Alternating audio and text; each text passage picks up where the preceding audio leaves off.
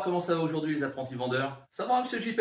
Dites-moi, vous saviez qu'en vente, il y avait des étapes à respecter afin de réaliser une belle vente à coup sûr? Bah, c'est easy la vente, pas besoin d'étapes pour faire du chiffre. Allez, vas-y, fais voir. Alors bonjour monsieur, je vais vous présenter mon super porte-ordinateur qui va vous permettre de le poser quand vous êtes à votre bureau et de toujours être à la bonne hauteur. Non merci monsieur, ça m'intéresse pas. Allez, au revoir. Bah c'est de la triche, vous avez pas écouté mes arguments. Eh c'est vrai, mais tu m'as pas donné envie de t'écouter et ce pour plusieurs raisons. Allez, je te donne les étapes de la vente et ensuite on refait un test en respectant le plan que je vais te donner. Ça te va? Ok, mais pourquoi il faut des étapes pour la vente? Très bonne question. En fait, pour amener un futur client à écouter avec intérêt les arguments du super produit que tu veux lui vendre, il faut passer par plusieurs stades ou étapes qui vont te permettre de le mettre en condition pour accueillir de manière positive et avec envie le super produit que tu vas lui proposer.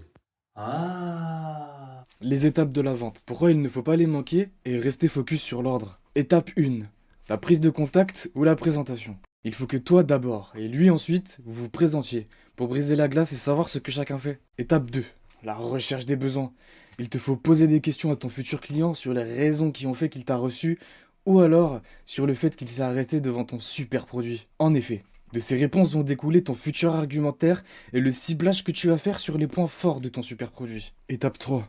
La reformulation. Avant de passer à la phase d'argumentation, il faut valider avec ton futur client que tu as bien compris ses attentes et ses besoins, et ainsi déclencher des oui, qui veulent dire « Vas-y, démontre-moi que tu as le super produit que j'attends depuis toujours. Maintenant, tu peux dégainer tes super arguments et faire le bon ciblage grâce à la reformulation. » Étape 5. Le traitement des questions et objections. Cette phase est destinée à sécuriser l'argumentaire que tu as fait. Si ta recherche des besoins et ta reformulation ont été bien faites, tu auras plus de questions sur l'utilisation de ton super produit que des objections. Étape 6. La conclusion. Sors le bon de commande et c'est gagné. Étape 7. La prise de congé. Il faut soigner sa sortie. Merci. La livraison se fera à telle date. Je reste à votre disposition si besoin, etc., etc.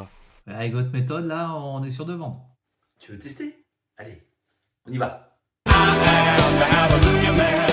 Break all the rules, I'm the king.